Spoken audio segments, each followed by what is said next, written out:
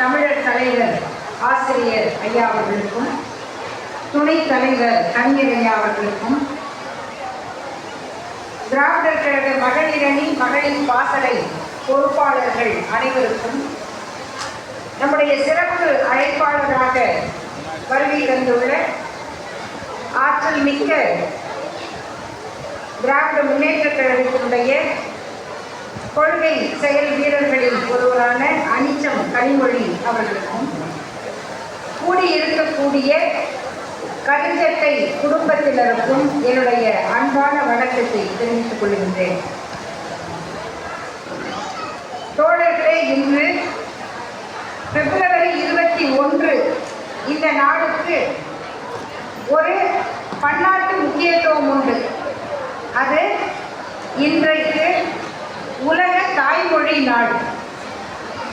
உலக தாய்மொழி நாடான இன்று திராவிடர் கழக மகளிர் மாநாடு நடப்பது எவ்வளவு பொருத்தமானது என்பதை நாம் சொல்ல வேண்டியதில்லை.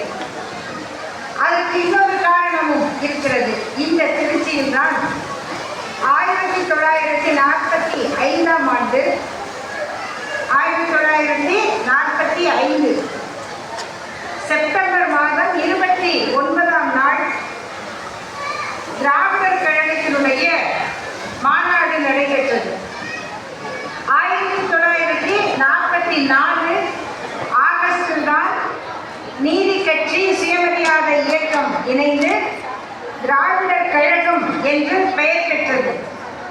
அதற்கு பிறகு நடைபெற்ற இந்த திருச்சியில் நடந்த மாநாட்டில் கொடியேற்றி வைத்து உரையாற்றியவர் மிராண்டா என்ற ஒரு புரட்சிகரமான திராவிட இயக்க வீராங்கனை, தந்தை பெரியாருடைய அண்ணன் மகள். அவர்தான் கொடியேற்றி வைத்து உரையாற்றும் பொழுது, இந்த தராசு சின்னம் என்பது ஒரு புரட்சியின் அடையாளம் அல்ல, நமக்கு வேண்டியது தலைகீழ் மாற்றம், புரட்சி. இந்த கொடி நம்முடைய புரட்சிகரமான நோக்கத்திற்கு பயன்படாது.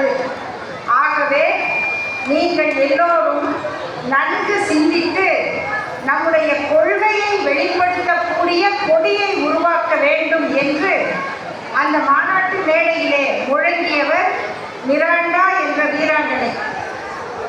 அவருடைய அந்த உரைக்கு பிறகுதான் திராவிடர் கழகத்திற்கு வேறு கொடி உருவாக்கப்பட வேண்டும் என்கிற ஆலோசனை எழுந்து அதனுடைய வரலாறை நீங்கள் அறிவீர்கள். இந்த கருப்பு சிவப்பு வண்ண கொடி அதற்கு பிறகுதான் அறிமுகமானது. இந்த கொடி உருவாக்க வரலாற்றிலேயும் திராவிட இயக்கத்தினுடைய வீராங்கனைகளுக்கு பங்கிருக்கிறது. அங்குதான் அந்த விவாதம் தொடங்கியது. இன்று இந்த நூலை வெளியிடக்கூடிய வாய்ப்பினை எனக்கு அளித்ததற்காக நான் நன்றி சொல்ல கடமைப்பட்டிருக்கிறேன். ஏனென்றால் இது 100 செய்திகளை கொண்ட நூல். 10 ரூபாய்க்கு 100 செய்தி. இது உலகத்தில் எங்கேயும் கிடைக்காது. அதாவது கூர் போட்டு தான் விற்பாங்க. ஆனால் 10 ரூபாய்க்கு 100 செய்திகள் என்பது ஒவ்வொரு செய்திக்கும் ஒரு வரலாறு இருக்கு. அப்போ ஒரு செய்தி தெரிந்து கொண்டால் ஒரு புத்தகம் படித்ததற்கு சமம், ஒரு வரலாறு தெரிந்து கொண்டதற்கு இணையானது. அப்படிப்பட்ட ஒரு அருமையான நூலை நம்முடைய கழக தலைவர் ஆசிரியர் ஐயா அவர்கள் தொகுத்திருக்கிறார்கள். என்னென்னலாம் இதில் இருக்கு அப்படின்னா, எப்பெல்லாம் பெண்களுக்கு ஆதரவாக ஒரு சட்டம் இந்த நாட்டில் வருகிறதோ அந்த சட்டத்தினுடைய வரலாறை பின்னோக்கி பார்த்தால் அது திராவிடர் கழகத்தில் தீர்மானமாக நிறைவேற்றப்பட்டதாக இருக்கும். திராவிடர் கழகத்திற்கு முன்பு சுயமரியாதை இயக்க மாநாட்டு தீர்மானமாக இருக்கும். அந்த தீர்மானங்களில் சொல்லப்பட்ட ஒவ்வொரு கருத்தும் தான் இன்றைக்கு வரை கொஞ்சம் கொஞ்சமாக பகுதி பகுதியாக சட்டங்களாகி கொண்டே வருகின்றன. உதாரணத்திற்கு நாம் பெண்கள் காவல்துறைக்கு வந்தது, இராணுவத்துக்கு வந்தது, இதிலெல்லாம் சுயமரியாதை இயக்க மாநாடுகள் எப்படி தீர்மானம் நிறைவேற்றின புத்தகங்கள்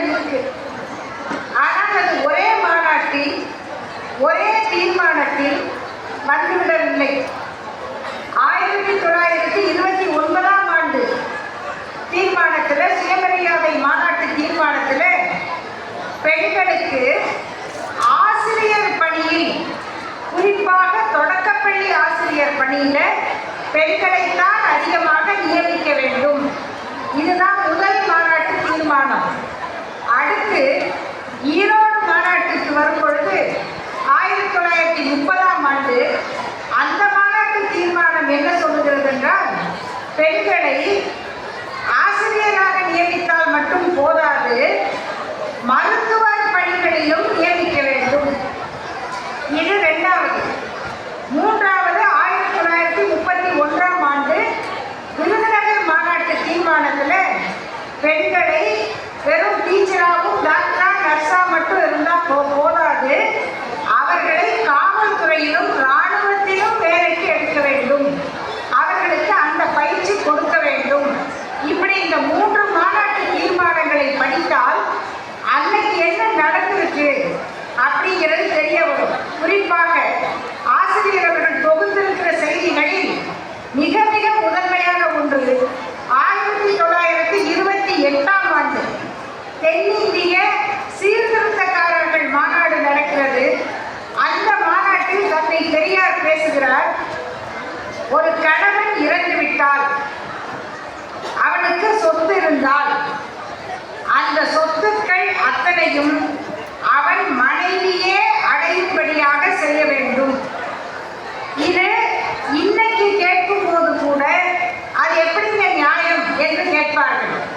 ஏனென்றால் மனைவிக்கு தான் ஒரு கணவனுடைய மரணம் என்பது மிகப்பெரிய இழப்பு.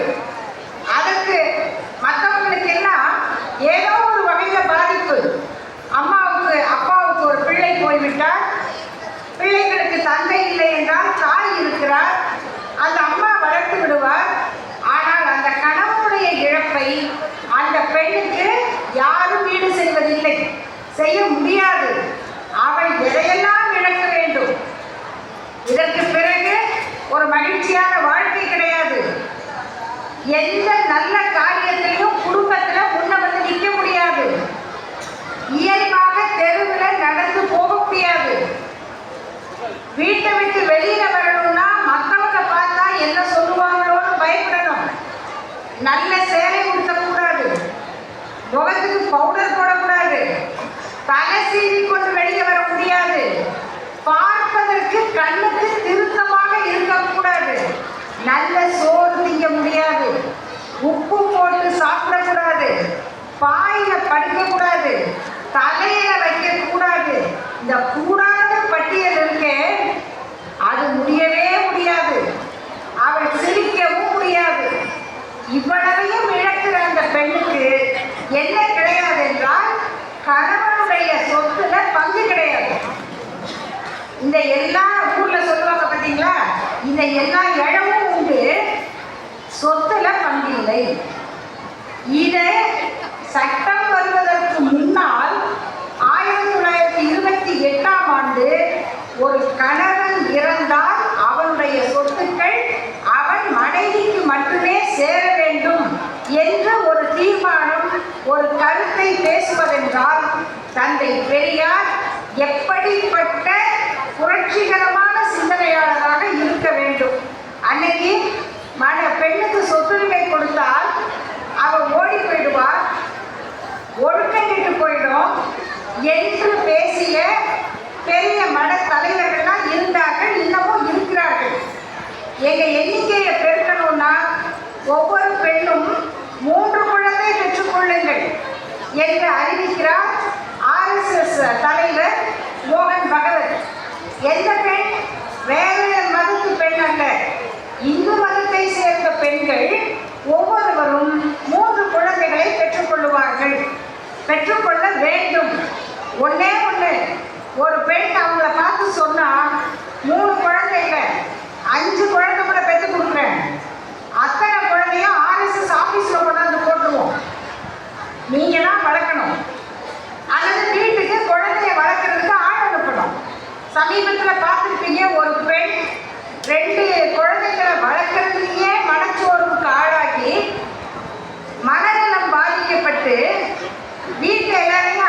போய் அவ்வளவு கோபம் ஒரு பெண்ணுக்குள்ள வந்திருக்கு.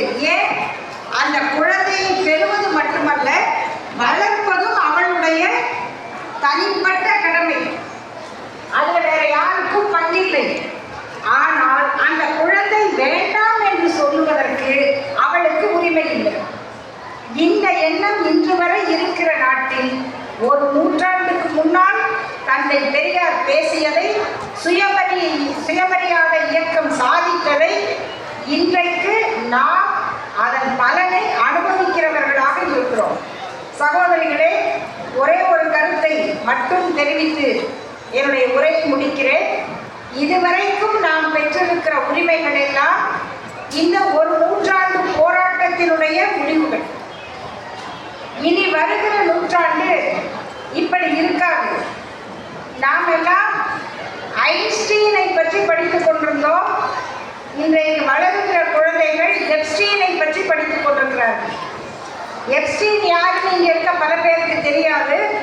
நம்முடைய மாநாட்டு தீர்மானத்தில் எப்ஸ்டீன் கும்பல்கள் ஒழிக்கப்பட வேண்டும், அவர்கள் மீது நடவடிக்கை எடுக்கப்பட வேண்டும் அப்படிங்கிற ஒரு தீர்மானம் இருக்கு. இது இன்னைக்கு சர்வதேச அளவில் பேசப்படுகிற பிரச்சனை. இந்த பிரச்சனை தீர்மானம் எண் 3, எப்ஸ்டீன் கொடூரர்கள் கூண்டில் ஏறட்டும். எப்படிப்பட்ட கொடூரர்கள்? உலகத்தின் பணக்காரர்கள் எல்லாம் கூடுகிற ஒரு இடம், அதை நடத்துவதற்கு ஒரு கும்பல். அந்த பணக்காரர்களுக்கு விருந்து படைக்கப்படுகிறது.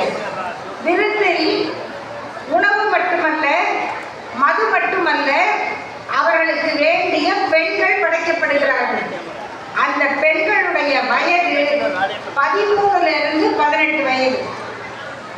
குழந்தைகளாக கொண்டு வரப்பட்டு அந்த குழந்தையை மடியில் தூக்கி வைத்துக் கொண்டிருக்கிறார்கள். இந்த புகைப்படம் எல்லாம் வருது.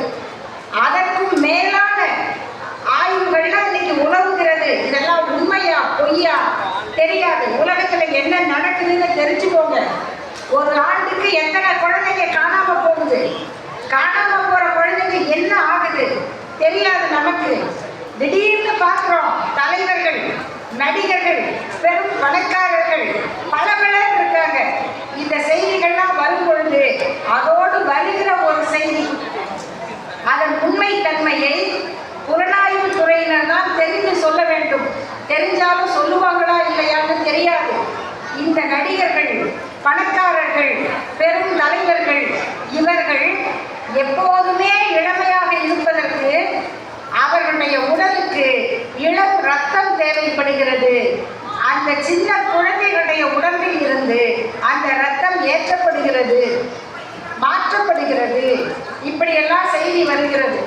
இந்த ஆபத்துகளிலேயே பெரிய ஆபத்தாக இந்த எப்ஸ்டீன் ஃபைல் சம்பந்தப்பட்ட பெயர்களில் இந்தியாவின் அரசியல் தலைவர்கள் பெயர்களும் இருக்கின்றன. அவங்க எதுக்கு போனாங்க நமக்கு தெரியாது. எல்லாரும் இந்த குற்றம் செய்தார்களா தெரியாது. ஆனால் இந்த கும்பலோடு தொடர்புடைய தலைவர்கள் இந்தியாவின் அரசியல் தலைவர்கள் பட்டியலில் இருக்கிறார்கள் என்கிற செய்தியும் இந்த தீர்மானத்தில் சொல்லப்பட்டிருக்கிறது. நண்பர்களே, திராவிடர் கழக மகளிர் அணி மாநாடு என்பது வெறும் வரதட்சணை ஒழிப்பு அல்ல, படிக்கணும் அது மட்டுமல்ல, திருமண உரிமை அது மட்டுமல்ல, விவாகரத்து அது மட்டுமல்ல, இது எல்லாம் சேர்ந்ததுதான். அவற்றோடு சேர்ந்து சமூக பிரச்சனைகள் என்ன?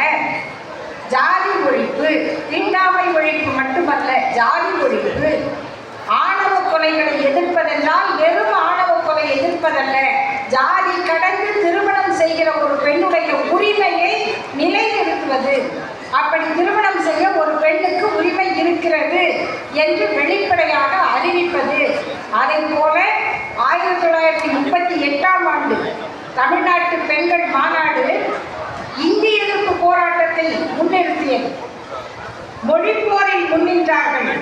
இன்றைக்கு 2026ஆம் ஆண்டு மாநாட்டில் உலகை அச்சுறுத்தி கொண்டிருக்கிற பெண்களுக்கு எதிரான ஒரு பயங்கரவாத கூட்டத்தை கண்டித்து இந்த பெண்கள் மாநாடு தீர்மானம் போடுகிறது. இதுதான் திராவிடர் கழக மகளிரணி மகளிர் பாசறை மாநாட்டினுடைய மிகச் சிறப்பு. அந்த சிறப்புக்கும் நம்முடைய வரலாற்றினுடைய சுவடுகளை தொகுத்து கொடுப்பதற்கும் பயன்படக்கூடிய பெண்கள் முன்னேற்றத்திற்கு தந்தை பெரியார் செய்தது என்ன என்ற இந்த நூலை வெளியிடக்கூடிய வாய்ப்பு எனக்கு கிடைத்தது மகிழ்ச்சி என்று தெரிவித்து நன்றி கூறி முடிக்கிறேன். நன்றி, வணக்கம். நன்றி நன்றி அக்கா.